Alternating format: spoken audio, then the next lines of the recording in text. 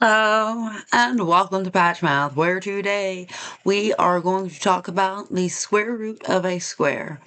Before we do, you're getting ready to notice me in a different video. What was not stated at the beginning of that video is what number sets we were dealing with for these rules. So as these rules are written with the x and y not properly defined, technically they're wrong. If x were a negative number here, this would not hold up. As a result, I wanted to make sure, because I carried an assumption in that I did not clearly write, that would make what was done in the following video incorrect. It needs to be stated what x and y, what number set they're a part of. So we are dealing with real numbers here. And as from the real numbers, we have rational and irrational. Irrational is getting ready to pop up anytime we cannot take a perfect square root, because we are dealing with square roots of the rational rules. The broader rational rules are a little bit different. That is important. So these are square root rules, which is a subset of the rational rules, or the radical rules. I said the wrong word there. Radical rules, not rational rules. Radical rules. So I'm glad that I did, because a lot of my students will switch their words, and it happens. You think one thing and your mouth says another. So you'll notice we were not dealing with negative numbers here. We are dealing with non-negative numbers specifically.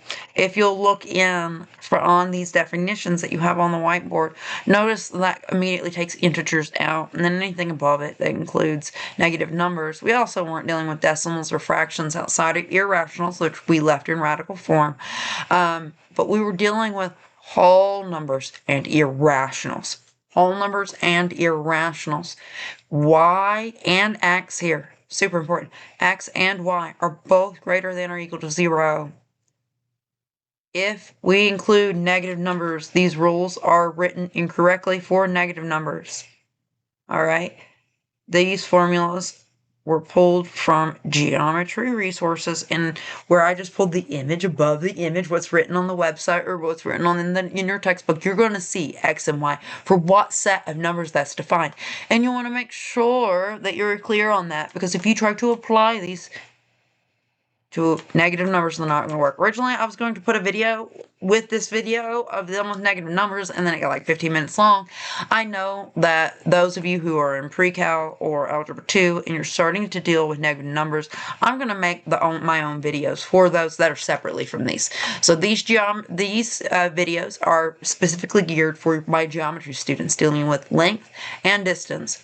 Distance is never negative. We can never have a negative distance. It's part of the definition, which also was not clearly stated because I gave these videos out of context. We were dealing with Pythagorean theorem here. So Pythagorean theorem, you're dealing with distance for length. You're dealing with lengths of sides of your triangles. So that wasn't stated anywhere on the screen, out of context. If you were an Algebra 1, 2, or pre-cal student and tried to apply these, you would have got it incorrect. If you're applying these formulas, non-negative numbers only, the other way you may see this written specifically, or you are in pre-cal, is using the symbols for these sets. Notice this resource does not have them. However, you are going to see, focusing on the rationals only, this resource over here has those symbols on. So for my pre-cal students, if you are familiar with the symbols, you will see the whole number set is a double back W. So you may also see this element sign. X is an element of the whole numbers. That is a fancy way of saying 0 and your positive counting numbers. In other words, not decimals, not fractions, and not negative numbers. You're going to see me write that double back W again. What follows this is for these numbers that are positive in the whole number set. All right. You'll look here. This is not good. Like, this is the square root of a square. It simply says if you take the square root, and that is not good. The square root, if you take the square root of some number that is squared, so we'll say 3 squared, the square root is going to undo the square. There is numerous reasons for this, and if you are in my lessons, I will usually tell you the why behind that how, but today it's just, if you got a test coming up, we're going to review this skill. That also extends to any variable squared, y squared, the square root of y squared, same thing's going to happen. We're going to come here, that square is going to be canceled out by that square root, and you are going to be just left with y. Now this can get more complicated when we do use it in a variety of ways. Now when you are simplifying radicals, that's where you're going to see this come in most often. So let's just say, for example, you were given the square root of 20. It's one of my favorites. You know, upon first glance, it doesn't look like you can simplify it, but you can. Hidden inside the square root of 20 is the factors 4 times 5, because 4 times 5 will give you 20. We're going to split it up into those factors. Now here's something. You'll be going to the next video in my series and watching it to understand how this next part works a little bit more closely. However, we have the multiplication property of square roots that tells us that if you have two things multiplied inside of a square root, we can actually, right here, we can actually, if you have two things multiplied inside of a square root, we can actually take that and break it up into two separate square roots. It's super important. So I'm going to do that. We can take the square root of 4 times 5 and make that the square root of 4 times square root of 5. Well, why is that distinction important? Well, if you are familiar with your perfect squares, square root of 4 is 2.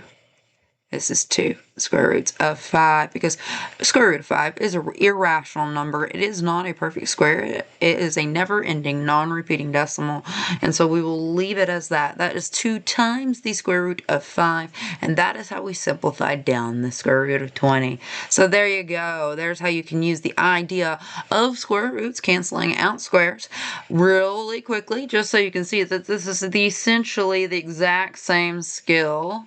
We are also going to look at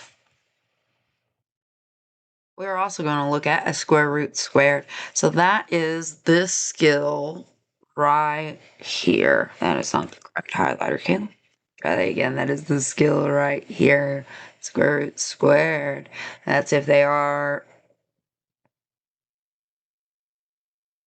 So it's basically taking what we did and flipping the placement of that square root and that square. Now here's what's cool. We can use the commutative property on these things. What's actually going on here is radicals are just exponent in disguise. You can use radical rules here, or exponent rules here. They are the same thing. So they're going to interact very similarly. So instead, let's say we had the square root of 3, and then on the outside that was squared. We're going to have that same idea. These are going to cancel out the squared and the squared. Square root and squared, pardon me. I say the wrong thing a lot, but write the right thing most frequently. So the square root of 3 there, squared, is 3. And the same idea, if we have the square root of y and we are going to square it, you're going to see the same thing happen. That squared and that y, or that square and that square root. See, my words aren't syncing up, but what I'm writing, that squared is going to cancel out that square root, and you're just going to be left with y. And so on this next one, it doesn't really follow along well with the square root of 20 to reverse those. For that skill to be helpful for simplifying radicals. It is applicable in other areas, but this is just a quick review to get you caught up on your exam. In the next 2 videos, we will be going over the multiplication property and then the quotient rule for radicals. All right, well, there you have it. Your math knowledge has just been patched on square root of square and square root squared. Thank you so much for your time.